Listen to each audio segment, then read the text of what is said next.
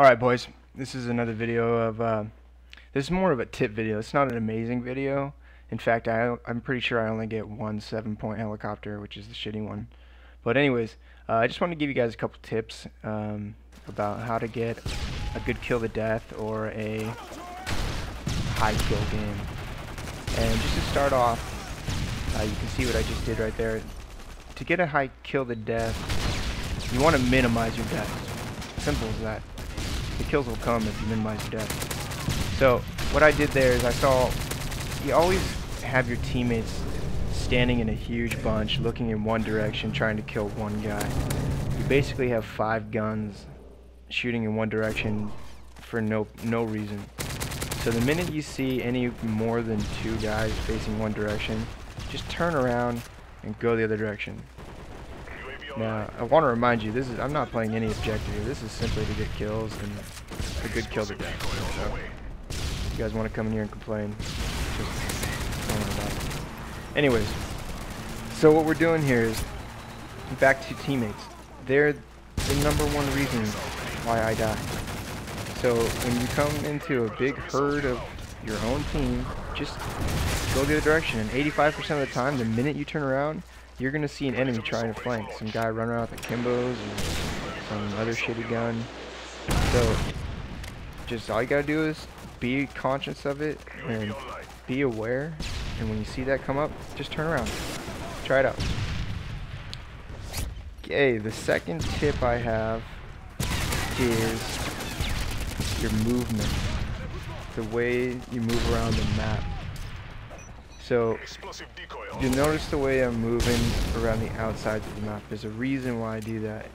I rarely go through the middle. Okay, so what you want to focus on is cutting off half of the map. So right now, I cannot get shot in the back. I've got this huge mountain behind me. There's nobody inside the mountain unless they're cheating. And whatever, it's a different story. So, when you cut off half of the map, what you do is you make your brain work less. You don't have to worry about what's behind you. You don't have to worry. So you focus on what you see on your screen and what's in front of you. When you do that correctly, you can really hone in on your aim and your reaction skills of what's in front of you. So your brain can process everything that's on your screen. Any little movement, you can snap to it because you're not worried about what's behind you. Now in a position like this, I got to worry about behind me, I got to worry about in front of me, to my left. So you want to minimize your time in the center of maps.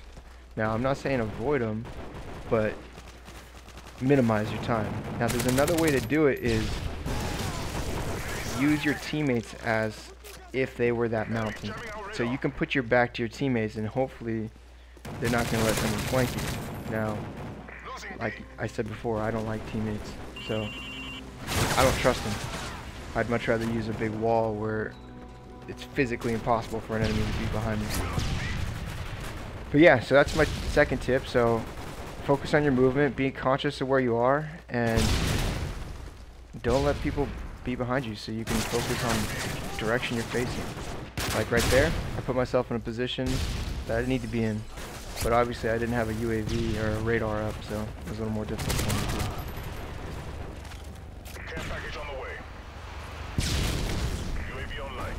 Alright, I'm going to hold off my third tip.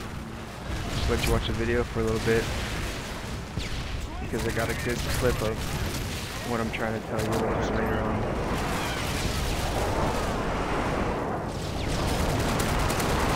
I do want to point that little bit right there. If all of my teammates ran to B there, and I was like, oh, I gotta get out of here, too many of my teammates. I turned around, I immediately got a kill, and I avoided a predator missile that hit that bridge. So, saved to death, got a kill just by turning around.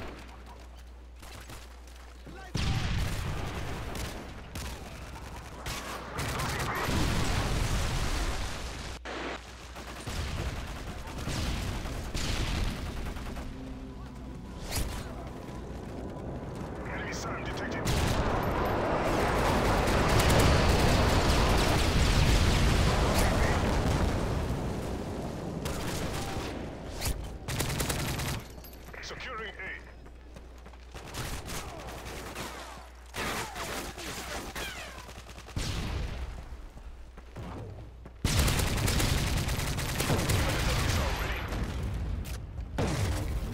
Alright.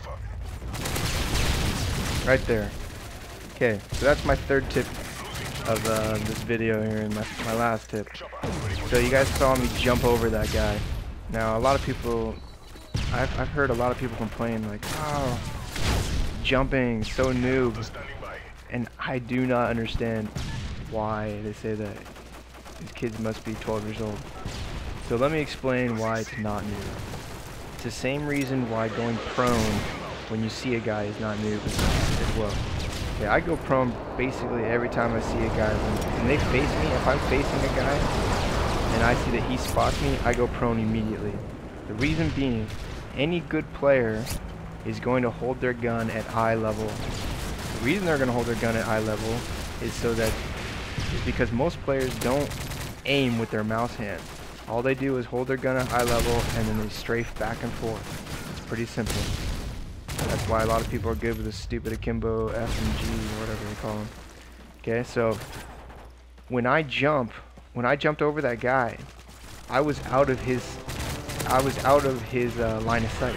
Basically, I put myself at a different plane, so he had to use both hands to hit me. He had to back up with his left hand, and he also had to move his mouse hand up instead of just strafing back and forth and spraying.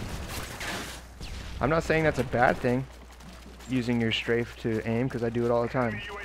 But I'm saying dropping to another elevation or jumping to another elevation is going to make it more difficult for your opponent to kill you.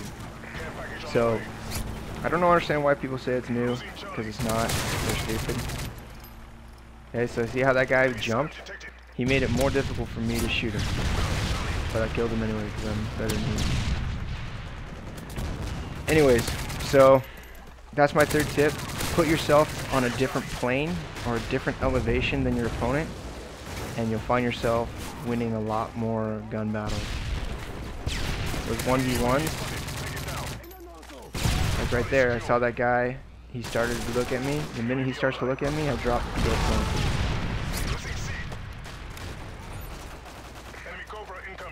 Well, I'm going to let you guys enjoy the rest of this video. It's almost over. Thanks for watching, and I hope those tips helped you out.